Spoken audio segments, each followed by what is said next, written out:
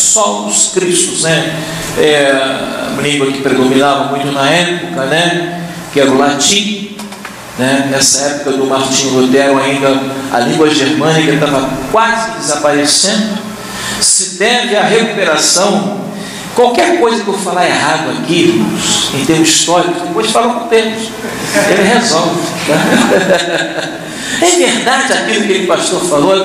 Aí ele perguntou toda a igreja: não, o pastor se equivocou, mas é mais ou menos isso, né? Mas pelo que me consta, né, a língua germânica estava se perdendo, ia quase virar uma língua morta, e graças a Deus, ao Gutenberg, que imprimiu a primeira página, e que houve a tradução para a língua germânica, alguns atribuem, isso é verdade, que o renascimento e a reforma ajudaram a recuperar também a língua germânica, que estava praticamente se perdendo, né?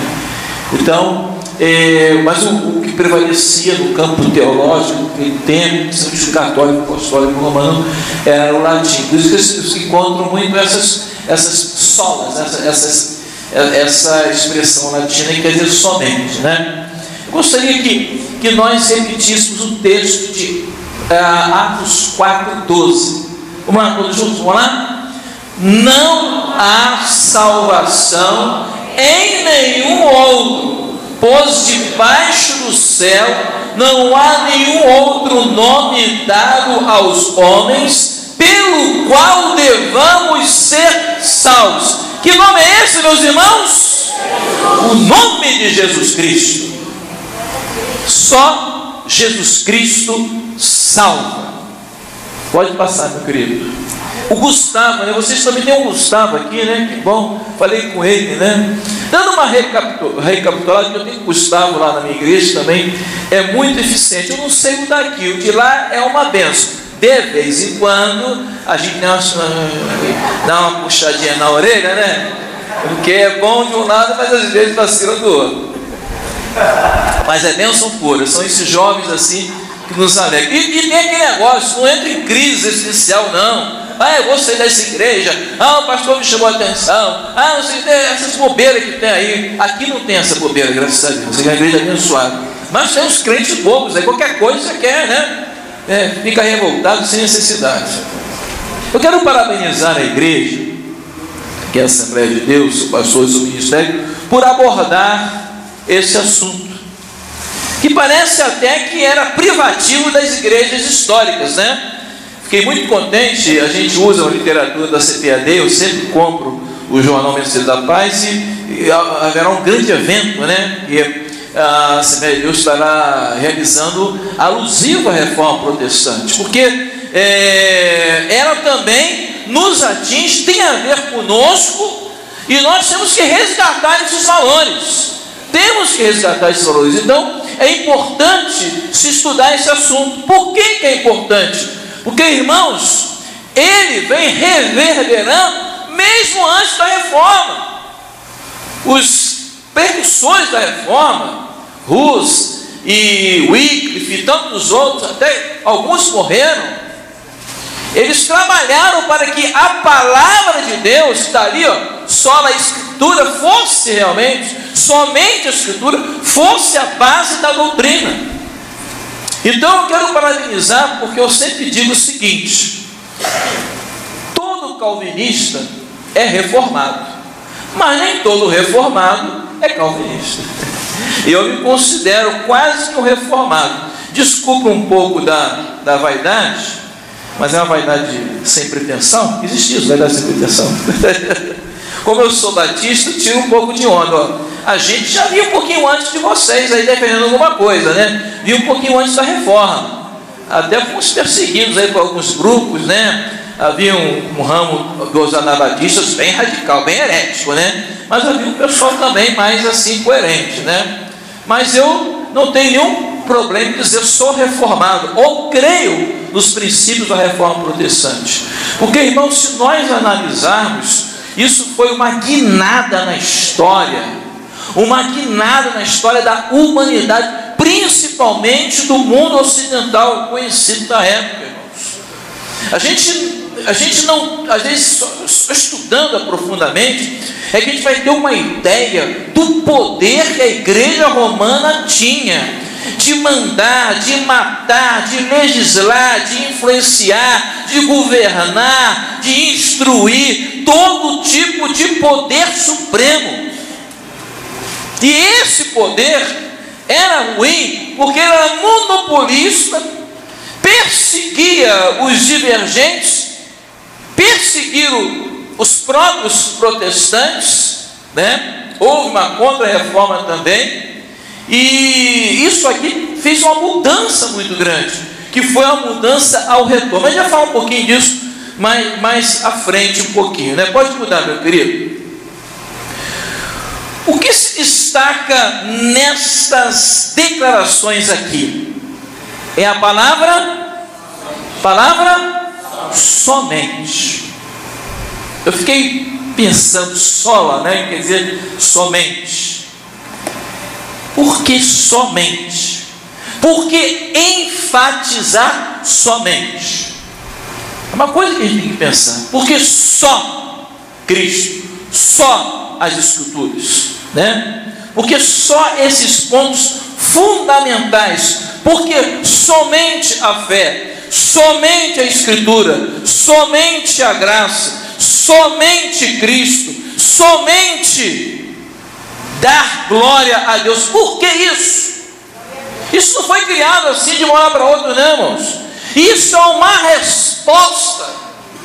Isso é uma resposta de Deus, usando homens de Deus numa época difícil, para contrapor o que de mais herente e perverso existia. Pode mudar, meu querido Gustavo. Então aí está, a palavra somente, mas por que somente? Porque a partir da deterioração da igreja de Cristo, iniciou-se uma percepção errada de que os princípios do cristianismo eram insuficientes para sustentar uma fé apenas religiosa e não autêntica. É isso, irmãos. A igreja começou a se deteriorar, mas adianta eu falar um pouco sobre isso. Mas se você analisar a história, você vai ver isso. A igreja de Cristo começou a se deteriorar, e essa deterioração atingiu a sua doutrina, a sua fé. O que é que se tem que crer? E o que se crê é suficiente? Não.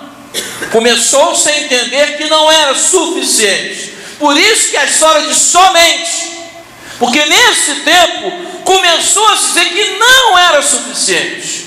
Pode mandar, meu querido. Certamente os desvios doutrinários que a chamada igreja foi tomando, levou-a, induzida claramente pelo diabo, a elaborar princípios contrários à palavra de Deus. Então foi uma evolução, um distanciamento do que a palavra de Deus pregava, do que a palavra de Deus. E isso, irmãos, dentro de um conjunto, isso não é uma questão sazonal ou local. Isso começou a se tornar mundial. E aí é que entra o perigo, porque a igreja, a chamada igreja romana, começou a tomar um poder tão grande que ela ditava no que se deveria crer. E como ela tinha se deteriorado, ela começava a ensinar que deveria se crer além do que a Bíblia ensinava. Vamos dar uma olhada mais à frente aí, meu querido. Bem, eu elaborei 4 perspectivas, né? Vamos observar algumas perspectivas que nos ajudam a entender tanto o que houve negativamente, como o que é realmente certo, né? Perspectiva, essa maneira de olhar, né? de ver a situação. Então, vamos passar para a primeira perspectiva, que está aí, ó. Primeira perspectiva é a perspectiva bíblica. Nós vamos dizer então que é uma perspectiva de um lado positivo, ou seja, a bíblica. E logo a gente já entra numa das solas, entendendo a sola Escritura. Por quê? Somente a Escritura. Porque começou a surgir, irmãos, outros escritos, né, que vão de contra a palavra de Deus. Qual é a máxima da nossa, o axioma da nossa fé evangélica? A Bíblia é o quê? A nossa única regra de fé e... Então vamos falar de novo, repita comigo. A Bíblia é a única regra de fé e prática. Tudo o que eu preciso está aqui.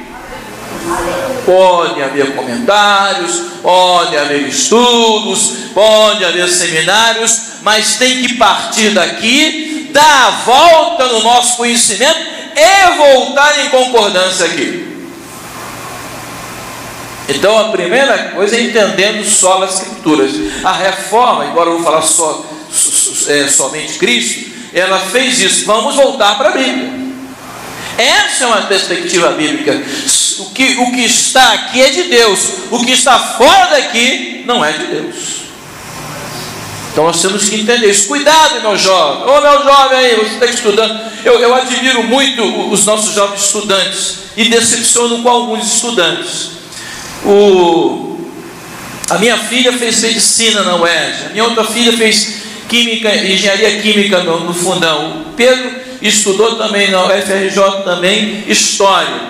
O que esses jovens e tantos outros ouviram de tanta besteira nos bancos universitários, em nada,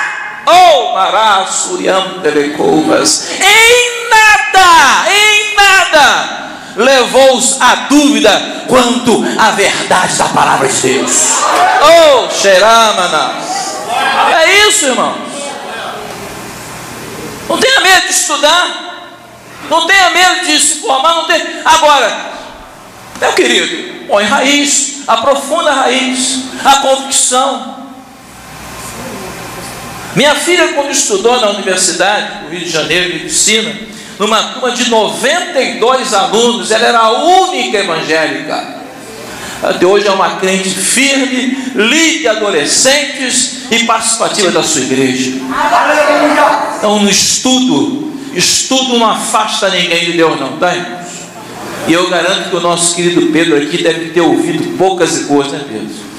Como também deve ter conhecido pessoas também que demonstravam temor a Deus, né? A minha filha, a Susan, quando fazia engenharia química no Fundão, ela teve um pastor professor americano, pastor David. O homem era graduado em física avançada, física quântica, química avançada, negócio assim, uma coisa bem profunda. O camarada era fera mesmo. E era um homem temente a Deus, um homem que falava de Deus, um homem que pregava de Deus. Então a gente tem que parar com essa ideia, né? Nada substitui, nada prejudica a palavra de Deus. Outra perspectiva bíblica, não, pode continuar, Pedro, volta aí. Isso. Jesus Cristo é o centro da Bíblia. Se hoje estamos falando aqui somente Cristo, é porque Ele é o centro da Bíblia. Ele é a mensagem central da Bíblia. De Gênesis ao Apocalipse, ele é o objetivo maior. Abra a palavra de Deus aos Hebreus capítulo 1, meu querido, verso 1 e 3. Olha o que diz aí as Sagradas Escrituras. Havendo Deus outrora falado muitas vezes, de muitas maneiras, aos pais pelos profetas, nesses últimos dias não falou pelo Filho, a quem constituiu o herdeiro de todas as coisas, pelo qual também fez o universo. Ele que é o resplendor da glória e a expressão exata do seu ser, sustentando todas as coisas pela sua palavra, do seu poder, depois de ter feito a purificação dos pecados, assentou-se à direita da majestade nas alturas, tendo se tornado tão superior aos anjos quando herdou o mais excelente nome do que eles. De Gênesis e Apocalipse. Glória a Deus, você pode exaltar o nome do Senhor. A gente vai lendo as coisas e é interessante que aqui fala assim: Ele que é o resplendor da glória e a expressão exata do seu ser. No caso, Deus. A gente duvida da divindade de Cristo, né, irmãos? Mas está aí, Gênesis, Apocalipse, Jesus.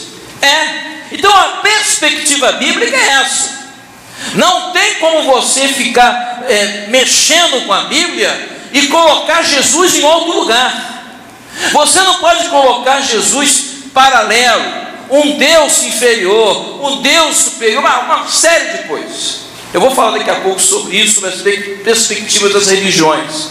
Mas só para dar uma pincelada, não tem. Se você tem uma perspectiva bíblica, você vai colocar Jesus no seu devido lugar. Ou seja, Ele é Deus, Ele é Senhor, acima de todas as coisas. Toda honra e toda glória ao nome de Jesus. Ele basta. Vamos prosseguir, meu querido. A segunda perspectiva é a católica romana. Essa já é uma perspectiva olhando do lado negativo. Conforme dissemos anteriormente, o surgimento da igreja romana, após os 3 primeiros séculos de perseguição, resultou em uma religião imperial, política e pagã. Só que essa religião imperial, estatal, política e pagã se intitulava cristã. Ei, meu Deus, aí que a coisa ficou feia. A questão do surgimento da Igreja Católica, eu deixo o Pedro explicar com mais detalhes sobre Constantino, depois a exaltação do bispo de Roma sobre os demais bispos. Isso foi um processo. Mas o sistema imperial começou a dominar a igreja. Tanto é que a palavra pontífice servia tanto para o imperador César, como hoje serve para o Papa. Então isso foi um afastamento. Pode mudar, meu querido. Para esta igreja, no caso a católica, toda herança apostólica era insuficiente para a fé cristã que se desenvolvia. Várias doutrinas não bíblicas começaram a se desenvolver. Meu querido, quando a pessoa se afasta das coisas de Deus, ela começa a colocar caraminholas na cabeça e ainda tem um patrocinador que é o diabo. A gente não pode dizer que o diabo é o culpado de tudo, não. O pastor, o senhor trouxe um pastor aqui que está defendendo o diabo. Não é que eu estou defendendo o diabo, mas nós temos a nossa responsabilidade. Não foi o diabo que pegou a fruta, era maçã ou abacaxi, irmãos? Qual era a fruta? Eu não estou certo agora. Vocês têm dúvidas? Pegou a fruta e enfiou na boca de Adão e Eva. Ele sorrateiramente estava observando. Ele observa o comportamento das pessoas. O diabo não é onisciente, mas ele tem uma ciência muito grande. Se eu posso, como ser humano, olhar para uma pessoa que eu conheço e dizer para ela: já sei o que você está pensando, eu não sou onisciente, mas a empatia, a indução e toda aquela capacidade psicológica que a gente tem, e por conhecer a pessoa, você está pensando nisso, como é que você sabe? Eu te conheço, não sei o que lá, aquela coisa toda. Eu não sou onisciente. Imagina o diabo olhando para Eva e vendo circulando aquela árvore, tanto lugar para ir, tanto lugar para estar perto daquilo. A primeira coisa que o diabo, sem dúvida, pensou: vou lançar a dúvida, porque a dúvida pode ser rejeitada, mas a dúvida pode ser abraçada, e a partir daí começa a gerar o pecado. Então esse esquema, de começar a colocar em dúvida a herança apostólica, querer acrescentar alguma coisa. O que o diabo fez à palavra que Deus tinha dado a Eva e a Adão? Ele acrescentou, ele colocou mais um texto, ele colocou mais uma sentença. Olha, não é bem assim que Deus disse. Quando a gente diz que só Cristo é suficiente, porque só Cristo é suficiente. E eles começaram a desenvolver várias doutrinas. rapidamente, não sei que o nosso cronômetro está andando ali, mas se você tiver uma ideia, uma coisa interessante, para você ter uma ideia, a veneração de Maria começou mais ou menos lá por volta de 431. Começaram a dar um certo valor, esse sincretismo religioso. Os sacerdotes começaram a se vestir de maneira distinta, mais ou menos 500 anos depois de Cristo, aquelas roupas sacerdotais, a extrema-unção, 526, o purgatório. Você quer ver uma coisa herética, que é a realização perdoe os católicos que estiverem por aqui. Quem é que é católico apostólico romano? Crismado e tudo? Não tem, então tá bom. Mas quem já foi? Muitos aqui já foram, né? Então, salve lavado pelo sangue de Jesus. Você quer ver uma coisa, por exemplo? A questão da missa. A gente fala muito do espiritismo, né? Kardecista, que se comunica com mortos, mas a missa é uma baita de uma heresia. Porque você está entrando no mundo dos mortos. E o mundo dos mortos, ele é inviolável. A gente não tem acesso ao mundo dos mortos. A Bíblia fala que o homem está ordenado a morrer uma só vez, vem juízo. Então não tem como entrar no mundo. Outra coisa é quando você faz oração e reza para santo. Existe uma discussão na igreja católica. Hoje a igreja católica está até tentando pegar um pouco mais leve, mas não adianta. No fundo é a mesma coisa, não mudou nada. Eles querem fazer uma distinção entre dulia e latria. Dulia é reverenciar, latria é adorar. Mas irmãos, você conhece o católico devoto que trata uma imagem de Maria, uma imagem de Pedro, de João, como trata uma imagem de Dom Pedro I, de Tiradentes? Não é o mesmo tratamento. Nós vimos isso agora aqui em Aparecido, né? Não é o mesmo tratamento. Nenhum católico fervoroso trata uma imagem como trata uma imagem civil, uma imagem comemorativa. E a pior coisa que tem quando você fala em rezar para um santo é que no fundo, se você está rezando a um santo, você logicamente está se comunicando com o morto. E a Bíblia é veementemente contra a comunicação com mortos, porque a comunicação com mortos, ela não se dá com o morto, ela se dá com demônios. O espiritismo ganhou muitos adeptos porque ele mexeu com uma coisa chamada saudade. Eu queria tanto falar com a minha esposa, sou viúva há 3 anos e ninguém preenche esse vazio. Aí vai para uma sessão e vê uma pessoa falando as mesmas coisas.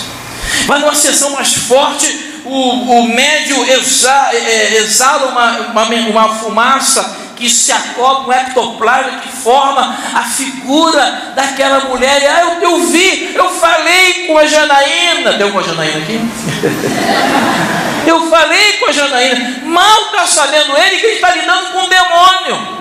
A Bíblia fala que o demônio está ao redor, conhece todas as nossas conversas, aquilo que você conversou em segredo, onde escondeu aquilo. Não, mas tem coisa ali que só eu e ela sabia, meu filho. 4 pessoas sabiam: você, ela, Deus e o diabo. Ouviu a conversa. E agora ele vai para uma sessão espírita e ele começa a dizer tudo que você queria ouvir. Então, irmãos, a missa, ou falar também com os santos, é uma comunicação com o morto. É uma baita numerosia. A gente às vezes abranda um pouco, mas é quase uma coisa do espiritismo. Isso entrou dentro da igreja, inviabilizando a oração em nome de... Nós temos que orar em nome de Jesus. Então, essa perspectiva, a segunda perspectiva católica romana, é uma perspectiva que nos mostra que hoje, quando a gente fala somente a fé, somente a Escritura, somente Cristo, somente a graça de Deus, somente glória a Deus.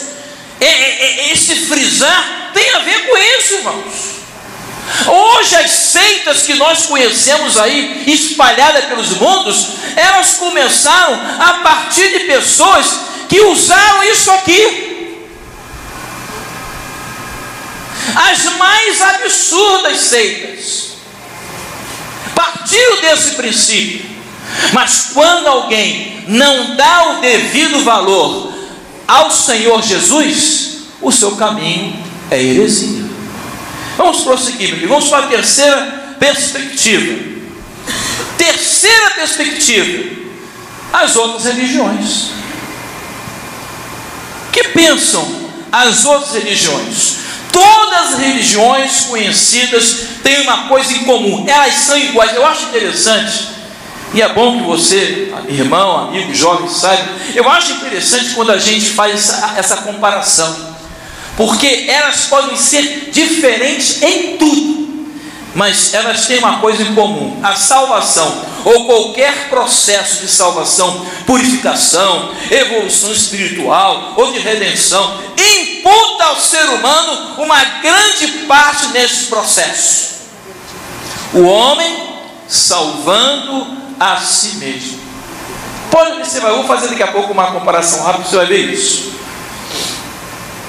Não existe conceito de insuficiência humana versus suficiência de Cristo para a remissão do seu seguidor. Só a verdadeira fé cristã tem esse conceito. Qual é o conceito? Só Jesus Cristo salva. Vamos repetir todo mundo junto isso? 1, 2 e... Só Jesus Cristo salva. Repita comigo: Jesus é suficiente. Diga: Jesus basta. Oh, epa, nós, ei, lagorra, se me decanta. Maravilha, Ele é suficiente. Mas as religiões não. Aí essa Bíblia aqui é muito boa, a Bíblia apologética. Ela tem aqui um gráfico interessante, eu vou rapidamente dizer para você. Salvação, por exemplo. Salvação. O Espiritismo diz: crer na salvação pelas obras e na reencarnação como condição para que o homem, por seus próprios esforços, possa obter a evolução espiritual. O cristianismo verdadeiro não diz isso. O cristianismo diz assim: não importa o que você faça, não importa o quanto bom você se acha, você está aquém, você está abaixo do padrão de Deus, você já nasceu insuficiente. Oh, manás, recovas. É o que o cristianismo diz. Olha o que diz o Testemunho de Jeová. Salvação: não basta crer em Jesus e aceitá-lo pela fé, é preciso manifestar fé em Jeová, mais obras. É preciso batizar-se, pregar de casa em casa e pertencer à organização de testemunha de Jeová, ou seja, a igreja Testemunho de Jeová salva. O cumprir isso salva.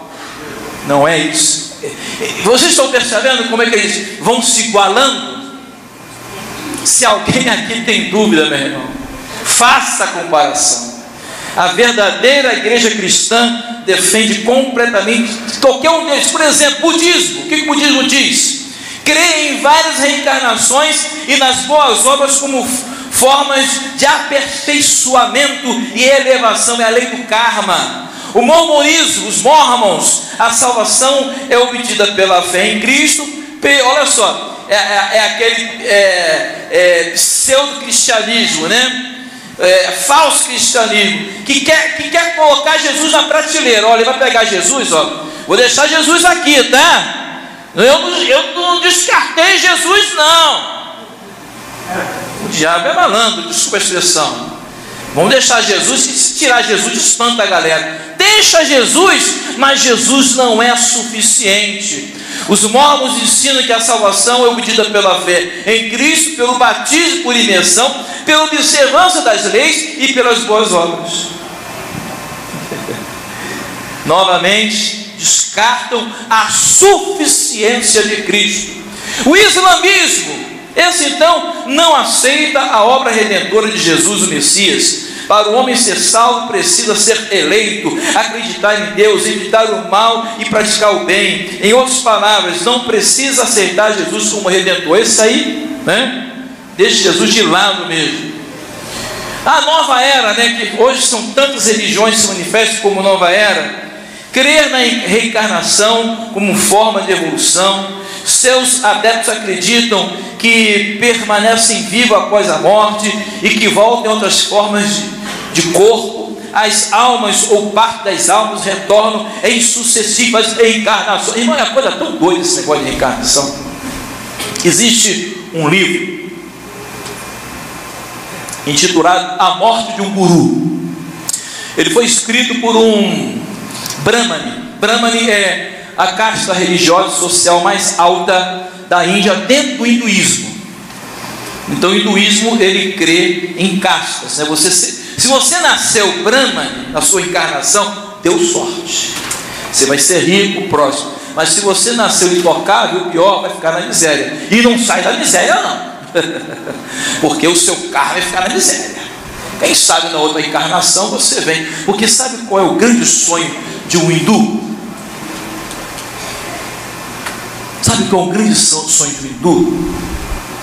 Na próxima encarnação, qual é o grande sonho dele? Na próxima, o que ele quer vir na próxima encarnação? Quem pode dizer? Vir como uma vaca. Isso aí, irmão. Não, todo Brahmani, todo hindu, Shiva, eu vou andar assim, não sei o que é lá, porque na minha próxima eu venho como uma vaca. É interessante, né, que a gente acha isso cômico, e é cômico, mas para eles é coisa séria. Tanto é que se você andar na Índia lá, tu vai ver a vaca atravessa o trânsito, a vaca faz isso, ninguém mexe com a vaca, porque é uma religião pagã mesmo, e deprecia completamente o sacrifício de Cristo. Mas volta para o homem a solução.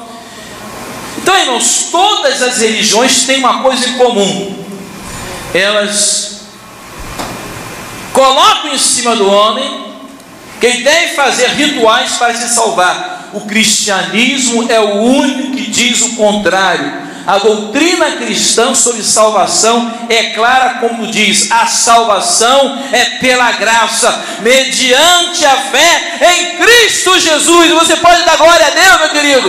Glorifica o nome do Senhor. É a única que fala isso. Pode passar adiante, meu querido. A quarta e última perspectiva. A quarta perspectiva é o verdadeiro cristianismo. A verdadeira doutrina cristã ou bíblica se destaca nas verdades estabelecidas pelas 5 solas, entre elas somente Cristo. Se a gente fosse falar, irmãos, sobre a importância, o sacrifício de Cristo, tudo que Cristo representa, um culto pela manhã só não daria. Ele como o sacrifício, como aquele que veio para salvar. Pode mudar para o outro, meu querido. O grande mérito da reforma protestante foi romper com as heresias que afastavam as pessoas de Cristo, que desviavam as pessoas das verdades bíblicas. O diabo tem várias maneiras de trabalhar. Durante muito tempo ele começou a dizer: Deus não existe, vamos ensinar que Deus não existe. E sentiu que esse negócio de Deus não existe é complicado, que a religiosidade é complicada. Eu me lembro, ano passado eu tive o privilégio, minha esposa, de ter estado na China, em Lanzhou. E eu me lembro que uma quarta-feira à noite eu saí para caminhar. E o sistema econômico na China é capitalismo selvagem, mas o sistema político é comunista, né? E o que o governo chinês em todas as escolas ensina? Ateísmo.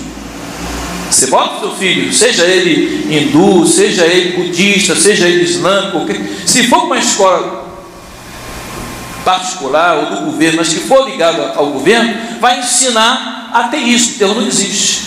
Aí eu estou andando quarta-feira à noite, eu vejo um monte de chinês fazendo macumbinha macumbinha de chinês, né? Eles colocam assim um papel, acendem vela, eles oferecem para os mortos fruta, queimam dinheiro para tudo chegar na vida além. Então, com todo ateísmo que se prega na China, o povo continua lá praticando a sua fé, seja qual for a fé, né? Não tem jeito, né? Mas essas são as verdades que ninguém pode tapar. O homem precisa de Deus e o caminho é Jesus. Por último, meus amados, somente Cristo. Repita comigo: somente Cristo. Vamos lá, João capítulo 1, versículo de 1 a 4. Ele como Criador. João capítulo 1, versículo 1 a 4 diz o seguinte: no princípio era o Verbo, e o Verbo estava com Deus, e o Verbo era Deus. Ele estava no princípio com Deus. Todas as coisas foram feitas por intermédio dele, e sem ele nada do que foi feito se fez. A vida estava nele, e a vida era a luz dos homens. Glória a Deus! Somente Cristo, porque ele é o Criador. Vamos agora para 1 Timóteo, meu querido. Vamos comigo, Romanos, Coríntios. Passa aí todos os Coríntios, os Gálatas da vida, os Efésios da vida. E vamos lá, os Filipenses da vida, os Tessalonicenses. 1 Timóteo 2,5. O que está escrito em 1 Timóteo 2,5, ele é o Salvador. Diz assim: porquanto há um só Deus e um só mediador entre Deus e o homem, Jesus Cristo, o homem. Glória a Deus! Ele é o Salvador.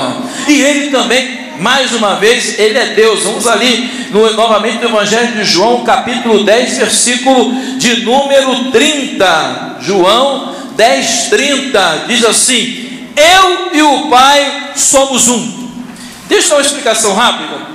Esse texto, os que combatem a nossa ideia de um só Deus, da Trindade, eles dizem que esse texto é no sentido simbólico. Errado, porque esse texto não se sustenta por si só. Há todo um escopo, há todo um contexto bíblico que torna essa afirmação. E outra coisa, nenhum anjo, nenhum profeta, nenhum grande rei, nenhum grande homem de Deus disse isso. Eu e o Pai somos um. Só Jesus disse isso, porque ele é Deus. Glória a Deus. O Redentor. Vamos lá, irmãos. Você que passou por Gálatas, vamos passar por Atos, vamos correndo, passando por Coríntios. Chega lá em Gálatas, capítulo 1, versículo 3 e 5. Diz assim, Gálatas capítulo 1, versículo 3 a 5. Graça a vós outros e paz da parte de Deus, nosso Pai, e de nosso Senhor Jesus Cristo, o qual se entregou a si mesmo pelos nossos pecados, para nos desarraigar desse mundo perverso, segundo a vontade de Deus e Pai, para quem seja glória pelos séculos dos séculos. Amém. E tantas outras atribuições que Cristo tem. Por isso, continuemos defendendo essas 5 solas, essas 5 verdades, principalmente essa: somente Cristo. Não tem outro jeito, somente Cristo Jesus. Que Deus abençoe. Eu agradeço muito essa oportunidade, e que Deus continue abençoando essa briosa igreja na expansão do conhecimento e no crescimento da graça de Deus. Obrigado.